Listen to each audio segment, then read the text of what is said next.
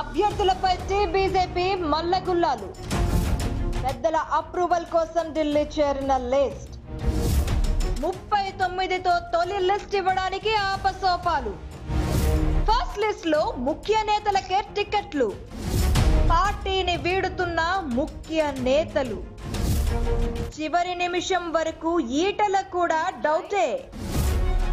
80 స్థానాల్లో క్యాండిడేట్ల కోసం సర్చింగ్. విజయం మాదే అంటున్న బీజేపీకి అభ్యర్థుల కరువా? జాతీయ నేతల టూర్లతో కమలం వికసిస్తుందా?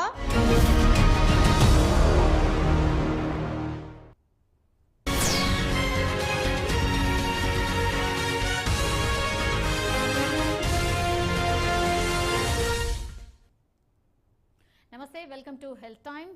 హోమియోపతియే శ్వాసగా జీవించే హోమియోపతిలో సంచలనమైన కేఎస్ఎస్ ప్రసాద్ రెడ్డి గారు, డాక్టర్ కేఎస్ఎస్ ప్రసాద్ రెడ్డి గారు మనతో పాటు స్టూడియోలో ఉన్నారు.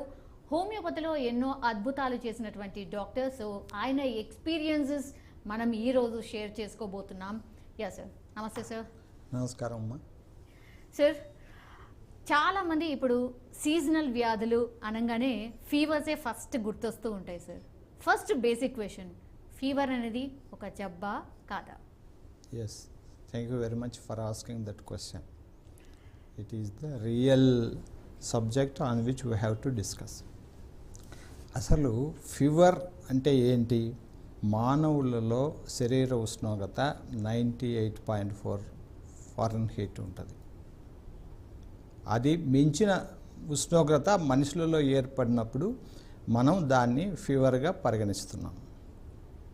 బట్ ఫీవర్ అనేది ఎప్పుడు ఒక జబ్బులో ఒక భాగం తప్ప అదే జబ్బు కాదు. జబ్బు అంటే ఏంటి? మన శరీరంలోకి ఏదైనా ఒక మైక్రో ఆర్గానిజం ఎంటర్ అయినప్పుడు మనలో బాడీ స్పందించే గుణాన్ని బట్టి అతనిలో ఆ జబ్బు లక్షణాలు ఉత్పన్నమవుతాయి. ఆ ఉత్పన్నమయ్యే జబ్బు లక్షణాలలో వ్యాధి నిరోధక శక్తి అనేది ప్రధానంగా మనిషి యొక్క ఆరోగ్యాన్ని కాపాడటానికి ఉద్దేశించబడిన విషయం కనుక ఆ ప్రక్రియలో భాగంగా మనలో ఉన్న తెల్ల రక్త కణాలు ఆ ఇన్ఫెక్షన్ మీద చేసే దాడిలో ఉత్పన్నమైన ఉష్ణోగ్రతే ఫీవర్గా పరిగణించబడుతూ ఉంది. కాబట్టి ఫీవర్ అనేది జబ్బు కాదు, అది మనం తెలుసుకోవాలి. ఫీవర్ అనేది మన బాడీ యొక్క డిఫెన్స్ మెకానిజమును తెలిపే ఒక ప్రక్రియ. So it is a part of our defence. దాన్నే సైన్ ఆఫ్ డిఫెన్స్ అని కూడా మనం అనుకోవచ్చు. కాబట్టి ఫీవర్ అనేది అది ఒక జబ్బుగా పరిగణించకుండా జబ్బు లక్షణాలను అన్నిటినీ క్రోడీకరించుకొని ఆ జబ్బుకు కారణమైన ఇన్ఫెక్షన్ కంట్రోల్ చేయడంలోనే మనలో ఉండే బాడీ ఎలివేటెడ్ టెంపరేచర్ కూడా కంట్రోల్ అయ్యే అవకాశం పెరుగుతాయి. అలా కాకుండా కేవలం ఫీవరే జబ్బు అని మనం ఎప్పుడైతే ఒక అభిప్రాయానికి లోనై మనం ఫీవర్కి మాత్రమే మందులు ఇస్తూ కూర్చున్నామో ఇన్ఫెక్షన్ అనే దాన్ని మనం ఎప్పుడూ అటాక్ చేయలేము. ఇప్పుడు సీజనల్ వైజ్గా కూడా వస్తూ ఉన్నాయి సార్. సీజనల్ ఫీవర్స్ అంటూ ఉంటారు, డెంగ్యూ అంటారు, మలేరియా అంటారు. అది ఎట్లా గుర్తుపడతారు? మరి ఇక్కడ సమస్య ఏంటంటే సీజనల్ అంటే ఆ పర్టిక్యులర్ సీజన్లో మాత్రమే సంభవించే వ్యాధులను సీజనల్ ఇల్నెస్ అని అంటారు, సీజనల్ డిసీజెస్ అని అంటారు. మీ జబ్బు ఏదైనా ఏ పేరు మీరు జబ్బుకు పెట్టుకున్నా దానితో సంబంధం లేకుండా మీ యొక్క వ్యాధి శక్తిలో భాగంగా మీ తెల్ల రక్త కణాలు ఆ ఇన్ఫెక్షన్ మీద దాడి చేసినప్పుడు పెరిగిన ఉష్ణోగ్రత ఫీవర్. కాబట్టి ఫీవర్ను ట్రీట్ చేస్తా కూర్చుంటే ఇన్ఫెక్షన్ కంట్రోల్ అవ్వదు. ఇన్ఫెక్షన్ అంటే వ్యాధి రావటానికి కారణమైన వ్యాధిని కలిగించే క్రిమి ఏది తెలుసుకోవాలి. వ్యాధిని కలిగించే క్రిములు మామూలుగా 4-5 రకాలుగా ఉంటాయి. 1 వైరస్లు, 2 బ్యాక్టీరియాలు, 3 ఫంగస్లు, 4 పారాజైట్స్లు అంటే పరాన్నజీవులు. ఈ 4 రకాలైన ఇన్ఫెక్టివ్ ఏజెంట్స్లో ఏ ఒక్కటి మన శరీరంలోకి ప్రవేశించినా మనము వ్యాధిగ్రస్తం అవుతాం. సో ఇప్పుడు వైరల్ ఫీవర్స్నే మనం ముఖ్యంగా కేంద్రీకరిస్తున్నాం కనుక ఈ వైరల్ ఫీవర్ అనేది ఒక వైరస్ ద్వారా మనకు సంక్రమించే ఒక వ్యాధి. ఇప్పుడు డెంగ్యూ తీసుకుందాం. ఈ డెంగ్యూ అనేది మనకు తెలుసు దోమకాటు వల్ల వస్తుంది. ఆ దోమలలో కూడా చాలా రకాలు ఉంటాయి. ఒక్కొక్క దోమ ఒక్కొక్క రకమైన జబ్బును కలిగిస్తుంది.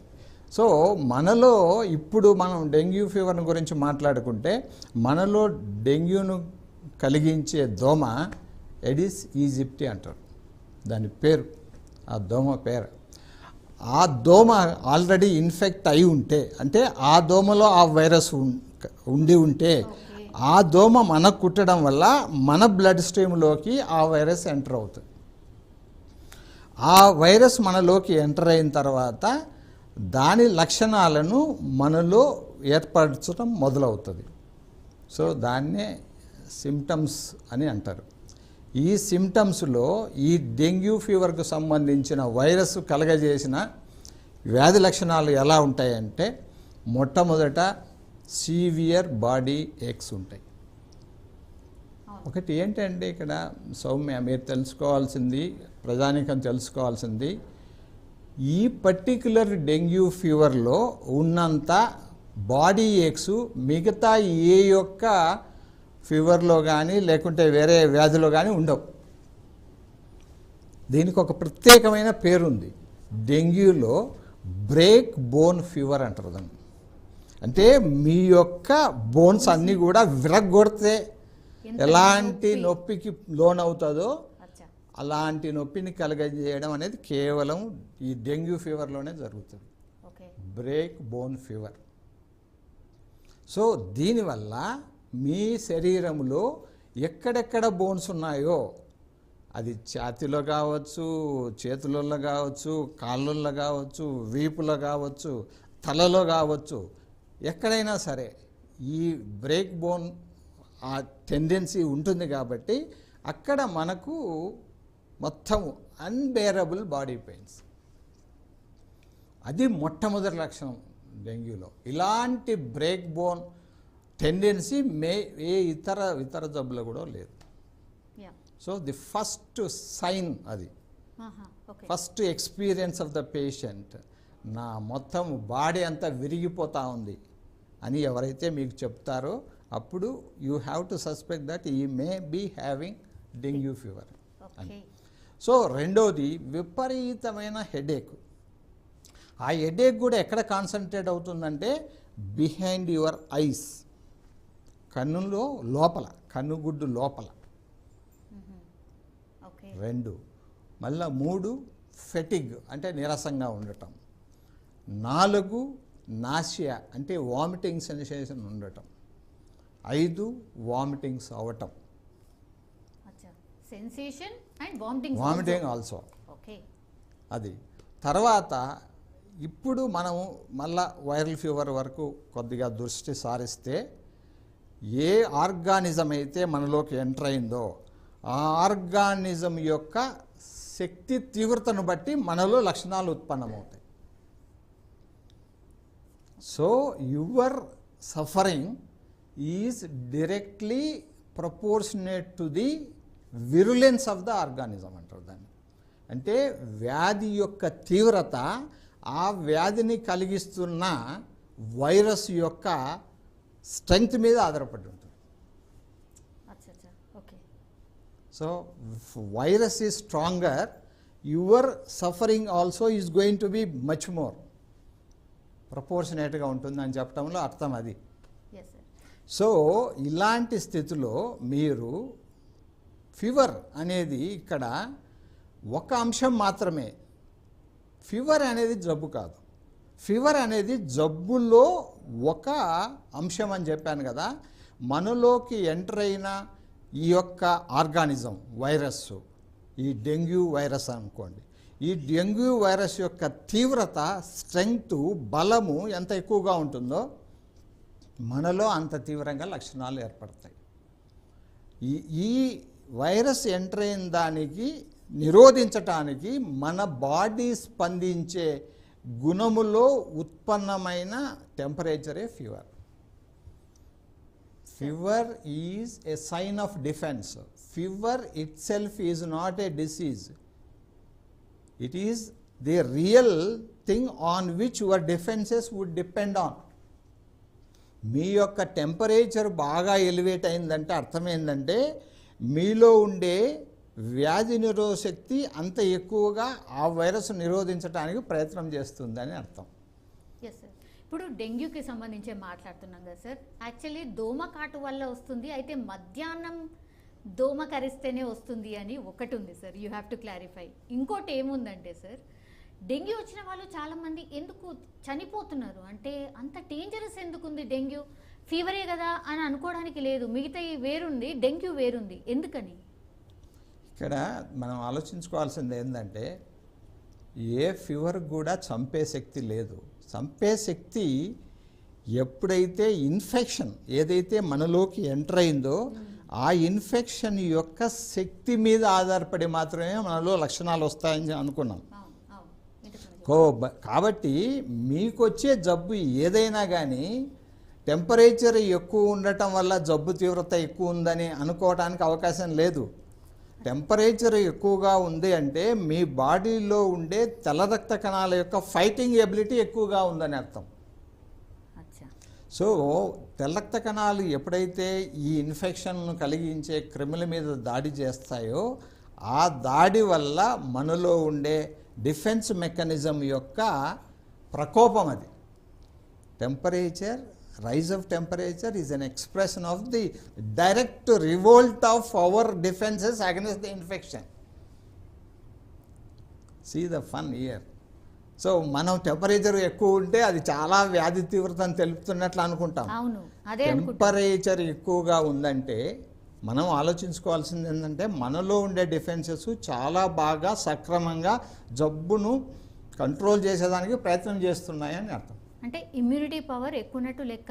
ఇమ్యూనిటీ పవర్ అనేది ఒక అంశం అయితే ఇమ్యూనిటీ అనేది డెఫినెట్గా యువర్ సేఫ్ గార్డ్, అందులో డౌట్ లేదు. దాన్ని మించి కూడా మనలో ఉండే తెల్ల రక్త కణాలు మన శరీరంలోకి ఎంటర్ అయిన ఏ ఇన్ఫెక్షన్ మీద కూడా దాడి చేసి మనలో సంరక్షించే మెకానిజంకు అవి తోడ్పడతాయి. సో ఇక్కడ టెంపరేచర్ పెరిగింది అంటే అర్థము మీలో ఉన్న ఆ యొక్క ఇన్ఫెక్టివ్ ఫోకస్ను తక్కువ చేసేదానికి, నిరోధించటానికి, అధిగమించటానికి తెల్ల రక్త కణాలు చేస్తున్న ప్రయత్నం అనే భావించాలి. సో తెల్ల రక్త కణాల యొక్క గొప్పతనం అటువంటిది అన్నట్లు. మనలో ఎంటర్ అయిన ఏ ఇన్ఫెక్షన్ కూడా తొలగించటానికి తమ శక్తి వంచన లేకుండా పోరాడే కణాలు తెల్ల రక్త కణాలు మాత్రమే. తెల్ల రక్త కణాలు మనలో అంత గొప్పగా ఆ ఇన్ఫెక్షన్కు వ్యతిరేకంగా పనిచేస్తున్నప్పుడు మనము కేవలము టెంపరేచర్ ద్వారా మనం తెలుసుకోవాల్సింది ఏంటంటే మన బాడీ బాగా ఫైట్ చేస్తుంది అని మీకు తెలుసుకోవడానికి వీలవుతుంది. టెంపరేచర్ ఒక బ్రహ్మాండంగా ట్రీట్ చేయకూడదు, అక్కడ సమస్య వచ్చింది. ఇప్పుడు పిల్లలు ఉంటారు, తల్లిదండ్రుల కన్సర్న్ ఏంది, వానికి టెంపరేచర్ ఉంటే టెంపరేచర్ కంట్రోల్ అవ్వటానికి మందులు ఇస్తుంటారు తప్ప టెంపరేచర్కు కారణభూతమైన ఇన్ఫెక్షన్ మీద దృష్టి పెట్టరు. మీరు ఇన్ఫెక్షన్ మీద దృష్టి పెట్టినంత వరకు మీరు దేన్ని ట్రీట్ చేస్తున్నట్లు? సార్ ఇప్పుడు టాబ్లెట్స్ ఏదో వేసుకుంటాం కదా సార్, టెంపరేచర్ కంట్రోల్ అవుతుంది. కరెక్ట్ 6 hours తర్వాత మళ్ళీ టెంపరేచర్ రేజ్ అవుతుంది. సో లోపల ఇన్ఫెక్షన్ అలాగే ఉన్నట్టు జస్ట్ ఆ వేడి ఏదైతే ఉంటుందో దాన్ని కంట్రోల్ చేసినట్టు అంతే. అంటే పైన మెరుగులు అంతేనా సార్? మీరు చెప్పింది అక్షర సత్యం. అది ఎప్పుడే కానీ టెంపరేచర్ అనేది మనలో ఉండే డిఫెన్సెస్ను తెలిసే ఒక ఉపకరణం. దాన్ని టెంపరేచర్ను కంట్రోల్ చేసి మేము జబ్బును కంట్రోల్ చేస్తున్నామన్న మాయలో పడిపోవడమే మనం చేస్తున్నాం తప్పు. టెంపరేచర్ వచ్చింది అంటే మీలో ఉండే డిఫెన్సెస్ ఎంటర్ అయిన కణజాలానికి అంటే మైక్రో ఆర్గానిజానికి వ్యతిరేకంగా ప్రవర్తిస్తున్నాయి. ఆ ప్రవర్తనకు మనం దోహదం చేయాలి, కానీ ఆ ప్రవర్తనను నలిఫై చేసే విధానం మనం వెళ్తున్నాం ఈరోజు. సో అక్కడ మనము our purpose is getting defeated. So మీరు ఇప్పుడు ఎలా చెప్పారో ఒక యాంటీపైరెటిక్ అంటారు, అంటే జ్వరాన్ని కంట్రోల్ చేసే మందులను యాంటీపైరెటిక్ అంటారు. పైరెక్సియా అంటే ఫీవర్ అని. సో యాంటీపైరెటిక్ మెడిసిన్ అంటే టెంపరేచర్ను అదుపు చేసేదానికి ఉపయోగపడే మందు అని అర్థం. ఇప్పుడు మనం చేస్తున్న ప్రయత్నం వల్ల అదే టెంపరేచర్ తల్లిదండ్రులు కూడా they are concerned about only temperature, not about the other things. వానికి నొప్పులు ఉంటాయి, నొప్పులు తగ్గేదానికి మొత్తం ఇన్ఫెక్షన్ కంట్రోల్ చేస్తే కదా వాని బ్రేక్ బోన్ ఫీవర్, తర్వాత ఈ రకమైన అస్తవ్యస్తమైన వానిలో ఉండే పరిస్థితి కంట్రోల్ అవుతుంది. దాని మీద ఫోకస్ లేదు, కేవలము ఫోకస్ ఈజ్ ఆన్ టెంపరేచర్. దాన్ని ఏమంటారంటే ఫీవర్ ఫోబియా అంటారు. So fever phobia is never the real way of attacking anything. You can't really be able to minimise your infection that way. అలా కాదు అది. ఇంత మీరు చక్కగా చెప్పినట్లు 6 గంటల వరకు మాత్రమే టెంపరేచర్ కంట్రోల్ అవుతా ఉంది. అంటే అర్థమైంది, టెంపరేచర్ అనేది ఇన్ఫెక్షన్ ఉన్నంత వరకు ఉంటుంది. ఇన్ఫెక్షన్ తొలగిస్తే తప్ప టెంపరేచర్ పోదు అనేది అక్కడ రూఢిగా ప్రూవ్ అవుతా ఉంది కదా. So then why to control the temperature alone? ఒక ఫియర్ ఏంటంటే టెంపరేచర్ ఎక్కువ ఉంటే పిల్లల్లో కన్వల్జన్స్ వస్తాయని, మనం ఫిట్స్ అంటామే, అవి వస్తాయని. But that will happen very rarely. Don't think that in all the children who ever have any kind of an infection, once their temperature rises, they are going to have convulsions. అది లేనే లేదు. ఇదంతా కూడా మనలో create చేయబడిన ఒక phobia. ఈ phobia నుంచి మనం బయటపడినంత కాలము మనం టెంపరేచర్ను కంట్రోల్ చేసే విషయం మీదనే మనమంతా మన దృష్టి కేంద్రీకరిస్తున్నంత కాలము మీరు జబ్బును కంట్రోల్ చేయడం లేదని అర్థం. సార్, ఇప్పుడు ఫీవర్ రాగానే జనరల్లీ అంటే మీలాంటి డాక్టర్స్ ఇప్పుడు ఇంత డీప్గా ఎక్స్ప్లెయిన్ చేశారు కాబట్టి ఓహో ఇన్ఫెక్షన్ని కదా కిల్ చేయాలి, టెంపరేచర్ని కాదు అని మీరు చెప్పిన తర్వాత అర్థమైంది. లేకపోతే ఎవరమైనా సరే సార్ ఇప్పుడు ఓంగానే కంట్రోల్ అయిపోద్దా, మందులు ఏమైనా ఇచ్చారా, తిన్నామా, 2 days చూస్తాం సార్, ఆ తర్వాత ఓపిక ఉండదు, తర్వాత మళ్ళీ వెళ్ళిపోతాం డాక్టర్ దగ్గరికి. ఏంటి సార్ ఇంకా కంట్రోల్ కాలేదని, ఆయన బ్లడ్ టెస్ట్ అంటాడు, ఇంకో టెస్ట్ అంటాడు, అవన్నీ చేస్తాం, మళ్ళీ అవి తెచ్చుకుంటాం, అవి మందులు తింటాం. ఇంతే తప్పించి ఇప్పుడు మీలాంటి వాళ్ళు ఎక్స్ప్లెయిన్ చేస్తే కానీ తెలీదు. అంటే పూర్తిగా నమ్మకం ఓన్లీ మీ పైనే పెడతాం సార్. మరి మీరే కదా సార్ సరైన ప్రాపర్గా గైడ్ చేయాల్సింది. చాలా చక్కగా చెప్పారు, ఇది కరెక్ట్. కానీ I'm not finding fault with doctors either. కాకపోతే వాళ్ళల్లో కూడా ఇలాంటి పరిపూర్ణమైన ఐడియా ఉందా లేదా అనేది is a question. Sir definitely yes. Then they are only tackling your temperature. How can you really be able to conclude that they are hitting your infection? Same thing. What I am talking is sense. Emma. Alaga in homeopathy. Now let us really go to the subject of homeopathy, which I have been into practice for 42 years. 42 years, sir. So ఎన్ని వేల జబ్బులు, ఎన్ని వేల infections, ఎన్ని వేల రోగులను చూసి ఉంటాను. It's countless. ఈ మొత్తము మన దగ్గరికి వచ్చే ఏ పేషెంట్కైనా నేను ఇచ్చే ఎడ్యుకేషన్ ఇదే. అంటే ఎస్పెషల్లీ దానిలోనే మనము ఇన్ఫెక్టివ్ ఫీవర్స్ అంటారు. ఈ డెంగ్యూ, మలేరియా, టైఫాయిడ్, ఇవన్నీ కూడా infective fevers.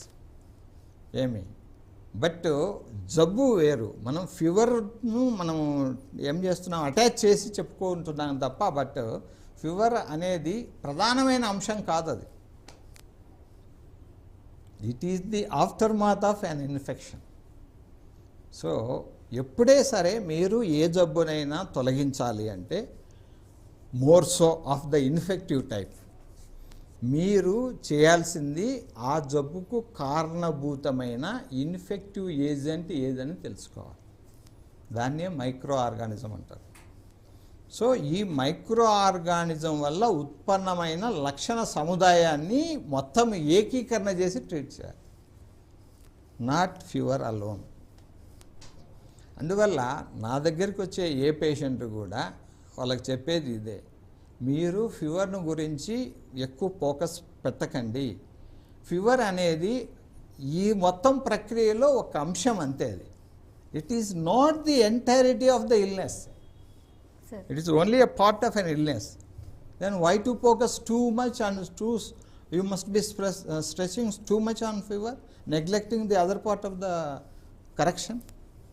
This is what is going to be the failure of most of the doctors. ఇప్పుడు మీ యొక్క ఎక్స్పీరియన్స్లో కూడా ఫీవర్కి మందు తీసుకుంటే 6 hours తగ్గుతుంది. 6 hours తర్వాత who has to take care of the again rise of temperature, again 1 pill. So for every 6 hours there is a pill needed. ఏమి అంతే. దీనికి బదులు మనం చేయాల్సింది ఏంటంటే, ఏదైతే మనకు అసలు జబ్బు ఎందుకు వస్తుంది, జబ్బు ఎందుకు వస్తుందంటే మనలో ఉండే వ్యాధి నిరోధక శక్తి ఎప్పుడైతే ఆ జబ్బుకు లోబడుతుందో, ఆ జబ్బు యొక్క తీవ్రతకు లోబడుతుందో అప్పుడు మాత్రమే జబ్బు వస్తుంది.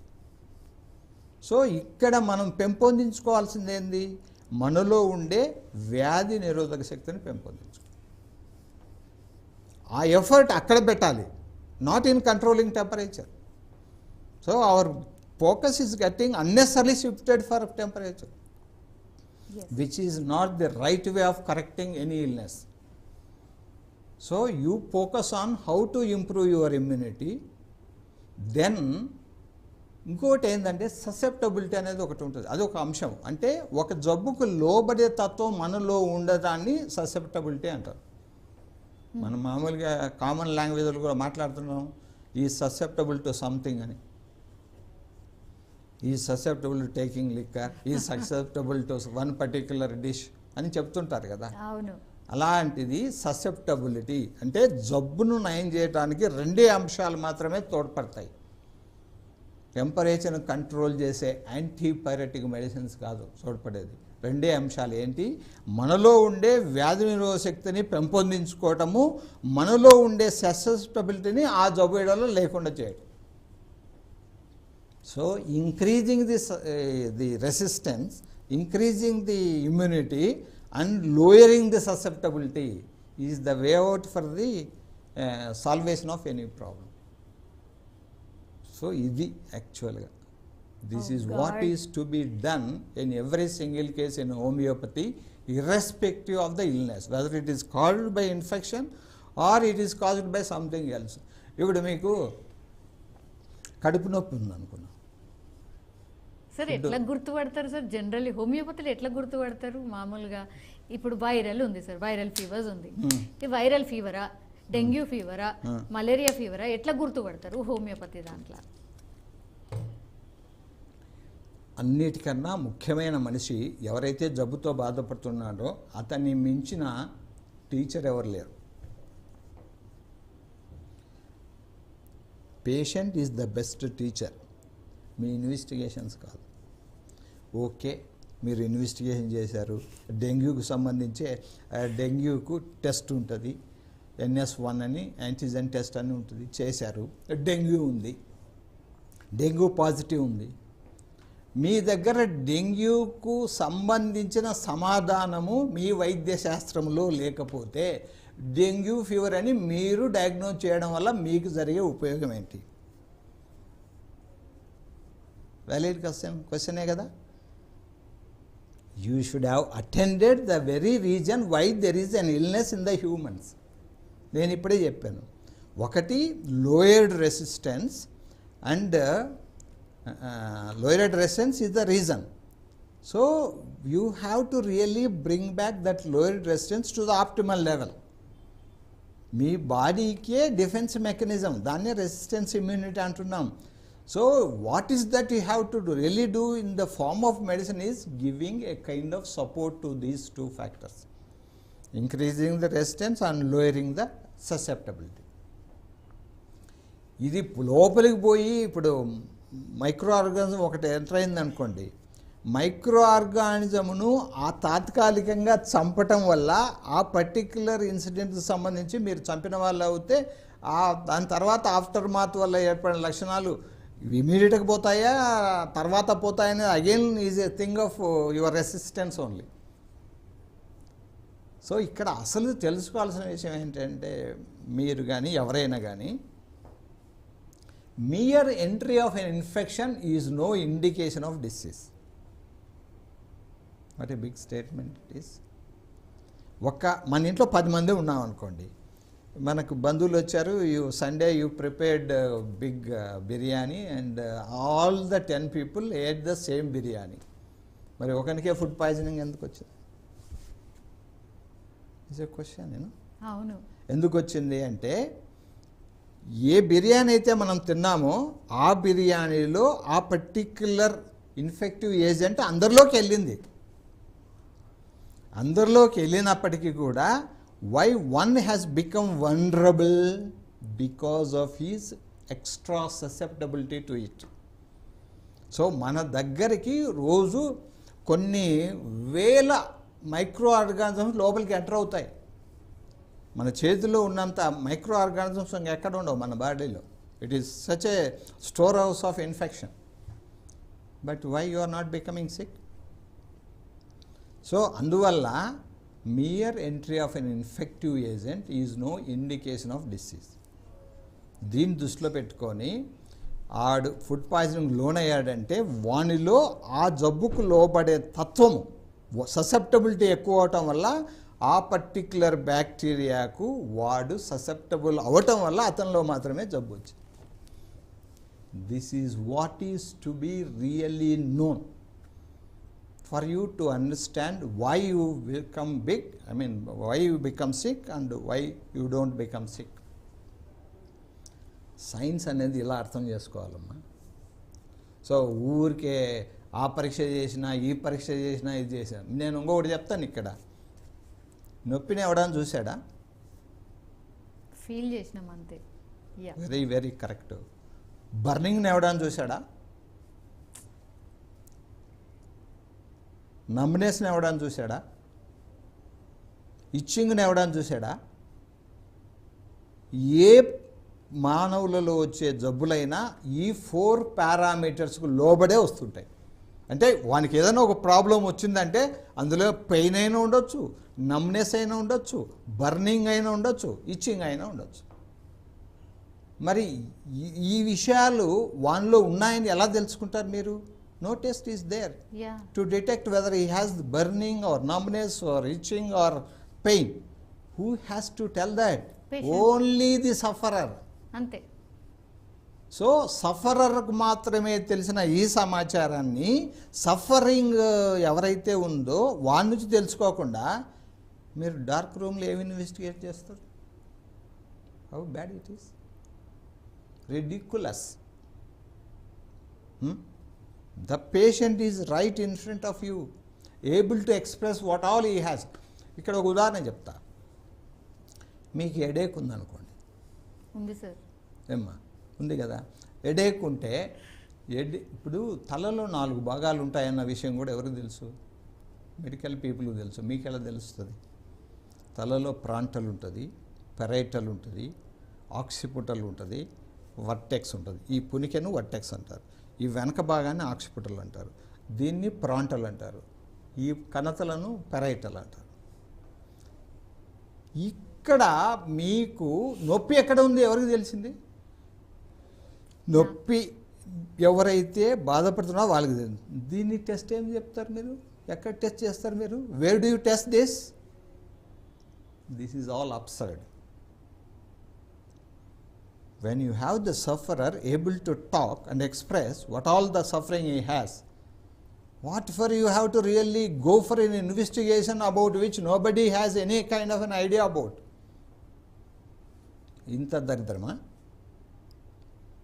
తరా ఇది ఇట్లా ఈ 4 రీజన్స్లో ఎక్కడ ఉండేది మీకు మాత్రమే తెలిసినప్పుడు మీ నుంచి నేను నేర్చుకోవాలన్నప్పుడు the doctor should be a learner. That's where everything is getting defeated today. They feel they are so big. Doctors, they feel so big, you know. ఈ ఇంటర్వ్యూ చేసిన వాళ్ళు చాలామంది బాధపడతారేమో సార్. పడని మనకేమ్మా అంటే ఇప్పుడు when you are really speaking the truth, you do not have to be afraid of anything, you know. Now, how come you say I am no less talented, I am no less educated, I am no less experienced than any single fellow anywhere in the globe. 42 years is what? కొన్ని లక్షల మంది patients చూసుంటారు, లక్షల మంది మరి. So where from this knowledge has come to me, where from this knowledge has come to me. రోజు ఇట్లనే మీ ఫ్రంట్ లా ఎవరైతే కూర్చుంటారో వాళ్ళ నుంచే. Very correct. So the kind of an idea what your books have given is only limited, but what I get when I talk to the patient is immense. ఇక్కడ తర్వాత నొప్పి ఎన్ని రకాలు ఉంటుంది అని మీకు తెలిసినట్లుగా, it is of 150 types, close to 150 types. నొప్పులు 150 డిఫరెంట్ టైప్స్ ఆఫ్ పెయిన్స్ ఉంటాయి. ఎవరికి తెలియాలి? ఇది పేషెంట్కే తెలియాలి. పేషెంట్ నుంచి మాత్రమే తెలుసుకోవాల్సిన జబ్బు లక్షణాలకు సంబంధించిన సమగ్ర సమాచారాన్ని ఆయన దగ్గర నుంచి తెలుసుకోకుండా ఎక్కడో నేను డార్క్ రూమ్లో నీకు టెస్ట్ చేసి నీ జబ్బుని చెప్తారనే కర్మలో మనం పడిపోయాం. Got it? How bad it is? Is there anybody can really say this much of truth to anybody? ఎవరు చెప్పారు? ఏమ్మా మరి ఇప్పుడు what kind of knowledge you have developed after you talk to me? Basic knowledge I think. అంతే కదా. So that tomorrow you will be able to take care of your children in a better way. Fever అంటే అది కాదు, temperature control కాదు, infection control. That is the truth. This is the real thing on which everything would depend on as far as the correction of a problem is concerned, correction of a illness is concerned. ఇంతలా గొప్ప సమాచారాన్ని patient నుంచి తెలుసుకొని ఇంకొక చెప్తా. ఇక్కడ ఫీవర్కి సంబంధించి ఒక విషయం చెప్తా. This is also very important and crucial to talk about. కొందరికి మామూలుగా ఫీవర్ టెంపరేచర్ రైజ్ అయినప్పుడు బాడీ డీహైడ్రేషన్కు లోన్ అవుతుంది. అప్పుడు you feel like taking more water, drinking more water. So మీలో ఉండే టెంపరేచర్లో కలిగిన డీహైడ్రేషన్కి సంబంధించి వాటర్ ఇంటేక్ అవసరమైనప్పుడు, సరే వాటర్ ఇంటేకు 2 రకాలు 3 రకాల్లో ఉందనుకోండి. వాటర్ ఇంటేక్ 2-3 రకాలు ఎలా ఉంటుంది అంటే ఉంటుంది. That is what the real essence of homeopathy. ఒకడేమో మాటికి కొద్ది వాటరే ఎక్కువసార్లు సిప్ చేస్తాడు, ఎక్కువ టైమ్స్ సిప్ చేస్తాడు. ఒకడేమో ఎక్కువ వాటర్ను ఎక్కువ కాల పరిమితిలో చేస్తాడు. ఈ రెండింటికి సంబంధించిన వేరువేరు మందులు హోమియోపతిలో మాత్రమే ఉంటాయి. అంటే sipping small quantity of water at frequent intervals అని ఒక పేషెంట్ చెప్పాడు. When he has temperature or any infection. అతనికి సమాధానం వేరు. ఒకటి నేను గ్లాసులు తాగుతాను సార్, కాకపోతే 2 గంటలకు 3 గంటలకు at larger intervals. His medicine is different. ఈ పేషెంట్ జబ్బు అంటే ఏంటి? It is the demand of the patient. Illness is a demand of the patient through which he is asking you for a help. దాన్ని treat చేయాలి. టెంపరేచర్ను control చేయటము, ఇంకొక దాన్ని కంట్రోల్ చేయటము would never be the answer. That's where the failure is. ఎందుకు వస్తారు అక్కడ ఇప్పుడు ప్రతి ఒక్కరూ వేరే సైన్స్కి వెళ్తారు. నేను పేరు చెప్పను, ఆ సైన్స్ పేరు చెప్పను మామూలుగా. That's my principle. అక్కడికే వెళ్ళి అక్కడ జబ్బు నయం కాకపోతే కదా ప్రసాద్ రెడ్డి దగ్గరికి వస్తారు. మరి why they should come to Prasad Reddy? If they are really able to take care of the problem, whatever that they gets to treat there, why would anybody come? అంతే కదా, సింపుల్ లాజిక్. అందువల్ల ఇలా వైద్య శాస్త్రం యొక్క గొప్పతనం ఏంటి అంటే ప్రతి మనిషికి సమాధానం ఇవ్వగలిగిన వైద్య శాస్త్రమే వైద్యశాస్త్రం. ఏ ఇద్దరు వ్యక్తులు ఒకరు కాదు. ఏ ఇద్దరికి వచ్చే జబ్బుల తీవ్రతలో కానీ జబ్బు యొక్క పరిస్థితి కానీ ఒకేలా ఉండదు. సో ఏ ఇద్దరు వ్యక్తులు ఒకరు కానప్పుడు, ఏ ఇద్దరికి వచ్చే జబ్బుల యొక్క పరిస్థితి ఒకటి కానప్పుడు ఒకే మందు అందరికి ఆన్సర్ ఎలా అయింది? That's where the collapse of the science has started medically. Never ever treat by generalizing every single patient into one. Viral fevers అంటే వైరల్ ఫీవర్స్ అందరికీ కామన్. ఎట్లయితుంది అది? You are different, you know. How are you different from others అంటే ఏం చెప్తారు మీరు? How are you different from others అంటే ఏం చెప్తారు? That is what should be known to each and every individual in the globe. You are different from others by your mind. ఏ ఇద్దరు వ్యక్తులు రెండు కాదంటే, రెండు కాళ్ళు, రెండు చేతులు, రెండు కన్నులు ఉంటే ఒకటి కాదు. You are different from others by your mind. మనస్సు, మీ మనసే అన్నిటికీ కూడా కారణం. మనకు ఒక సామెత కూడా ఉంది కదా, you are what you think అని. ఎలా ఆలోచిస్తే అలా తయారవుతావు అంతే. సో అలా అంత ఉత్పన్నమైన అంత ఉత్కృష్టమైన మైండ్ను మనము పరిగణలోకి తీసుకోకుండా what is that you are treating? Absolutely zero. రెండు లైఫ్ ఎనర్జీ. చనిపోయినోనికి బతికిన వానికి తేడా ఏంటమ్మా? ఫిజికల్గా అనిపించడేమో. నో, చనిపోయిన వానికి బతికిన వానికి తేడా ప్రాణం ఉండటం, ప్రాణం పోవటం. అంతేనా? అంతే. వీడు ప్రాణంతో ఉన్నాడంటే ఈజ్ అలైవ్, ప్రాణం పోయిందంటే ఈజ్ డెడ్. ఆ ప్రాణం ఎక్కడికి పోతుంది? ప్రాణం అంటే ఏంది అసలు? దాన్నే లైఫ్ ఎనర్జీ అంటారు, ప్రాణశక్తి. మనలో ప్రాణశక్తి ఉన్నంతకాలము మనలో జీవం ఉంటుంది, మనం జీవిస్తాము. ఆ ప్రాణశక్తి అనేది ఎప్పుడైతే పూర్తిగా లోపిస్తుందో that day our end comes. So మనిషిని ట్రీట్ చేయాలంటే 3 అంశాలు దృష్టిలో పెట్టుకొని ట్రీట్ చేయాలి. 1 మనసు, 2 ప్రాణశక్తి, 3 దేహ పరిస్థితి.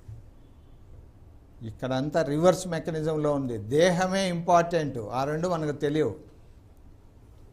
అలాగా సార్, ఒక్కొక్క పేషెంట్తో మీరు మినిమం ఎంతసేపు మాట్లాడతారు సార్? అంటే చాలా ఓపిక అంటే పేషెంట్ ఈజ్ ఎవ్రీథింగ్ అమ్మా. అక్కడ అదే ఆలోచించాల్సింది. How come you are so successful? You are known all over the globe as the man capable of solving any of the illness.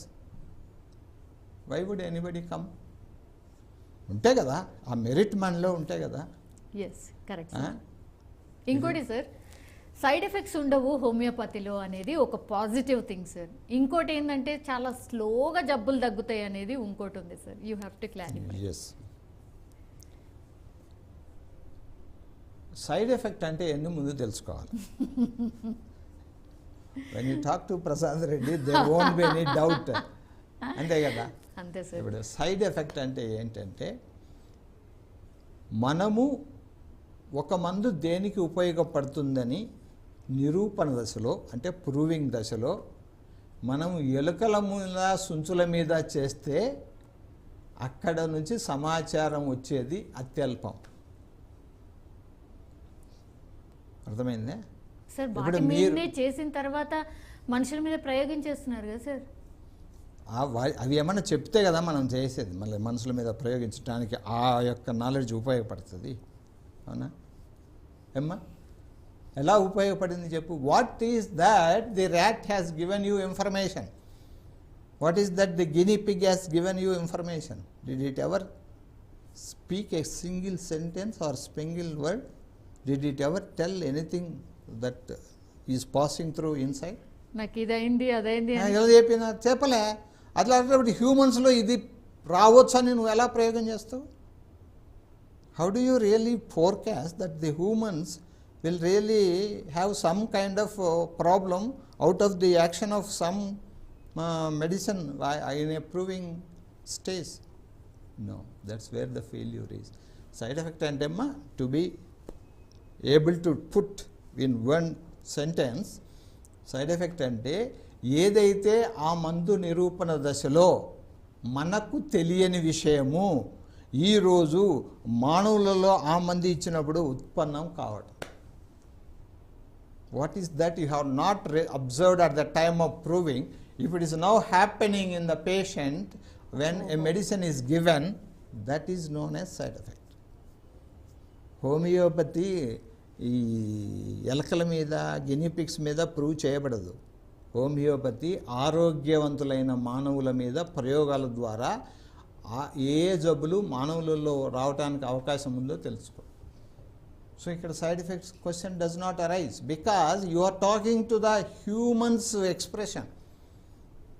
When you are talking to the human being's expression, what all that he feels is known. Atla. Sir మీద నాది కాదు. Okay sir, ఇప్పుడు next నేను అడిగింది ఎందుకని treatment చాలా స్లోగా? Right this is the most valid question which is the most invalid notion. Sir ఇక్కడ మనం ఆలోచించాల్సింది రెండే విషయాలు. మనకు వచ్చిన జబ్బు ఎస్టాబ్లిష్ అయిన తర్వాత ఎన్ని సంవత్సరాలకు మనం ఒక డాక్టర్ దగ్గరికి వెళ్ళాం?